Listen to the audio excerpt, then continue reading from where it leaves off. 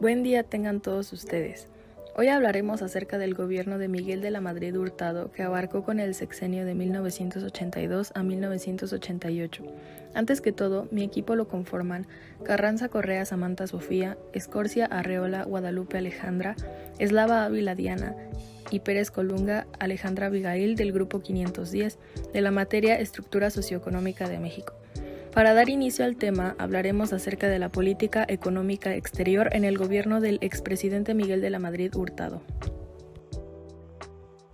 Política económica desde lo exterior. Miguel de la Madrid propuso enfrentar los efectos inmediatos de la crisis y actuar ante situaciones de orden económico y político que interesaban legítimamente a México. Las relaciones con Estados Unidos y el tema centroamericano ocuparon el lugar preponderante de la política internacional mexicana. Al iniciar su gobierno, puso en marcha estrategias en el PIRE para tratar de solucionar los problemas internos. Al mismo tiempo, intentó negociar el pago de la deuda con Estados Unidos, con el Fondo Monetario Internacional y con la Comunidad Bancaria Internacional. Sin embargo, la política exterior del nuevo gobierno mexicano no cambió de rumbo. Desde un principio sentaron bases sobre seguir una política exterior de participación activa en los asuntos internacionales, dirigida a lograr la paz en Centroamérica y el Caribe. En conclusión, Miguel de la Madrid siguió la marcha de sus antecesores, ya que colaboró para tener paz en Centroamérica y el Caribe, rechazando la intervención estadounidense. Además, logró la integración latinoamericana, que históricamente ha sido vista con malos ojos por Estados Unidos.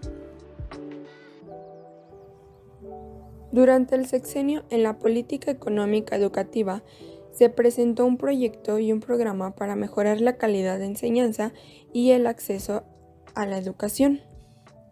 En la primera propuesta tenemos el proyecto Humanitas de 1982 a 1988, en el cual se desempeñó como secretario de Educación Pública el licenciado Jesús Reyes Heroles, mismo que implementó la revolución educativa, que no es más que un proceso y un conjunto de acciones para transformar la estructura educativa en todos sus niveles, así como los contenidos, métodos y sistemas de enseñanza, para combatir la deserción y la reprobación escolar.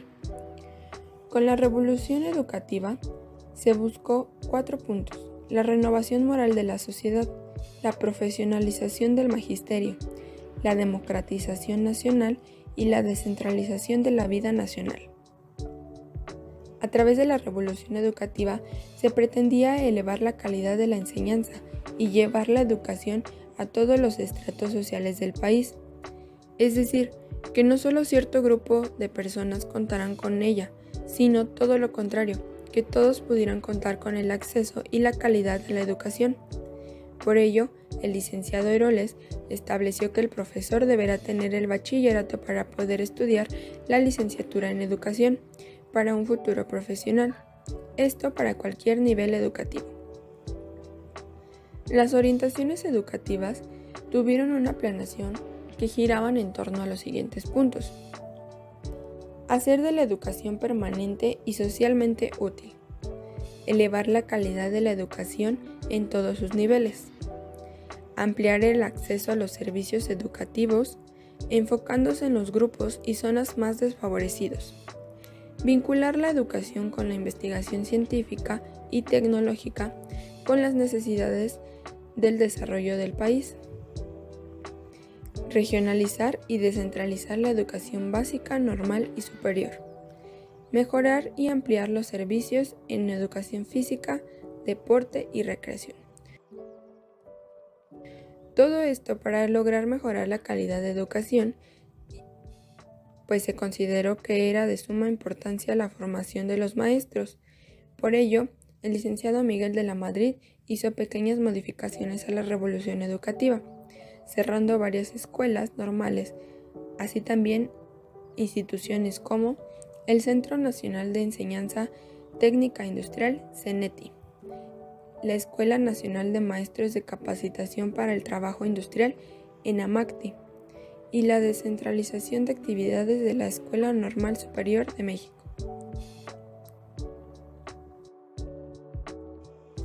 Por otro lado, tenemos el Programa Nacional de Educación, Recreación, Cultura y Deporte de 1984 a 1988.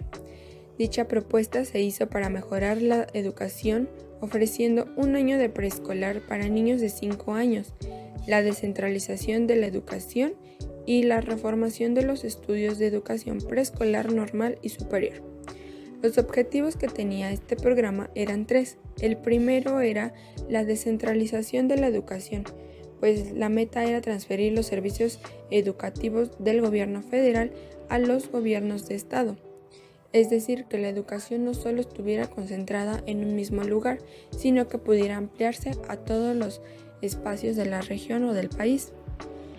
El segundo era elevar la calidad educativa mediante la formación y la exigencia profesional de los docentes para la enseñanza, lo cual dio origen al Plan de Estudios de 1984, mismo que tendría una duración de 4 años, donde se prepararía a los docentes para su labor. Y el último es hacer cambios a programas, métodos, estructura de sistemas, ciclos de estudios, poblaciones atendidas y tipos de profesiones e instructores. Por último, las acciones emprendidas que tuvo este programa fueron 4. La primera era la revisión y mejoramiento de la formación y capacitación de los maestros mediante la pedagogía a nivel licenciatura.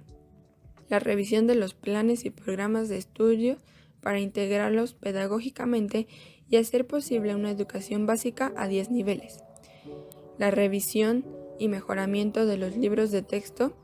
Y por último, el uso de la televisión y radio para ampliar la educación primaria y secundaria y poder cumplir con la demanda a mayor calidad educativa. El fin de esta propuesta era que los programas de licenciatura y servicio educativo incluyeran al medio rural. Entonces, estos dos proyectos se hicieron con la finalidad de mejorar la educación en el gobierno de la Madrid, y para llegar a ello se tenía que empezar por la preparación de los docentes, para poder partir de ahí a un futuro educativo de calidad. Claro está que no solo se quería el acceso de servicios educativos a cierta población y que debido a ello los ciudadanos desertaran la opción de estudiar. Por ello se buscó el ampliar la educación a todos los estados del país. En cuanto a política económica agropecuaria, surge el Programa Nacional de Desarrollo Rural Integral PRONADRE. El documento contempló la reactivación productiva, dando prioridad a la producción de básicos como maíz, frijol, trigo y arroz. Este documento pretendía mejorar las condiciones económicas y sociales de la población rural, así como el fortalecimiento de la relación Estado-campesino. Sin embargo, se sigue apoyando áreas con mayores posibilidades. Esto demostró las características de una política de fomento selectivo. El reparto de tierras sería un objetivo secundario frente al prioritario de establecer la seguridad en la tenencia de la tierra y el fomento a la producción. Esto con el objeto de apoyarlos ya no mediante la concesión, sino en el proceso productivo de las tierras. Hubo comercialización de recursos financieros a las áreas más productivas, compactación de los distritos de riego y temporal en unidades de desarrollo rural, mejoramiento de los mecanismos de administración y control en las zonas agrícolas y apoyar el desarrollo rural integral. Tuvo un crecimiento muy reducido de alrededor de 1983 a 1988. Y el reconocimiento que obtuvieron las organizaciones de productores, independientemente de su incorporación o no al sistema de representación tradicional, significó el inicio de nuevas formas de gestión y el acercamiento hacia el gobierno. Política cambiaria. Durante la gestión de Miguel de la Madrid, continuó la política cambiaria basada en el deslizamiento diario de la moneda, a fin de contar con un tipo de cambio que contribuyera a impulsar las exportaciones y a frenar las importaciones. Para paliar el efecto de la subvaluación en el precio de las importaciones, se establecieron dos paridades, una libre y la otra controlada. La política cambiaria con propósitos subvaluatorios, junto con la represión salarial, fueron los soportes principales de la transición al nuevo modelo, ante la ausencia de flujos crediticios externos y la poca atención que la banca comercial nacionalizada concedió al financiamiento del sector privado y la competitividad en el mercado externo.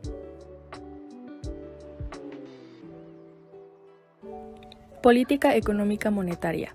Durante el gobierno de Miguel de la Madrid se echaron a andar cambios estructurales en el modelo económico para enfrentar la grave crisis que afrontaba el país y la oposición política comenzó a ganar espacios, de manera que la transición en la que se inscribe su mandato explica las contradicciones que afloran en su visión y en algunas de sus medidas. El entorno internacional estaba marcado por el ascenso del liberalismo económico. La grave situación económica que enfrentaba el país en 1982 se manifiesta en unos cuantos indicadores. La moneda se devaluó en más del 100% en un año. La deuda pública externa se disparó a más de 91.000 millones de dólares. Más de la mitad eran préstamos a corto plazo en 1981. Las reservas del Banco de México se agotaron. La fuga de capitales alcanzó entre 17.300 y 23.400 millones de dólares y la inflación bordeaba el 100%. En este sexenio inicia la privatización de la banca que pasaron de 62 a 18 en manos del Estado. Se devalúa la moneda, se eliminan los subsidios gradualmente a los alimentos básicos como el pan, la tortilla y la leche. Privatizó las empresas públicas pasando de 1.150 a 400. Se generó una hiperinflación nunca antes vista. Se agudiza la pérdida del poder adquisitivo. Caen los salarios en términos reales e inició la escalada de los precios de la gasolina, que aumentó hasta 1.300%. Miguel de la Madrid se ve obligado a renegociar la deuda externa con el Banco Mundial y el Fondo Monetario Internacional, entre otras instituciones financieras, ya que rondaba los 83.000 millones de dólares, y además durante su sexenio pagó otros 65.250 millones de dólares, casi 7.500 millones de dólares, más de lo que fue el endeudamiento neto.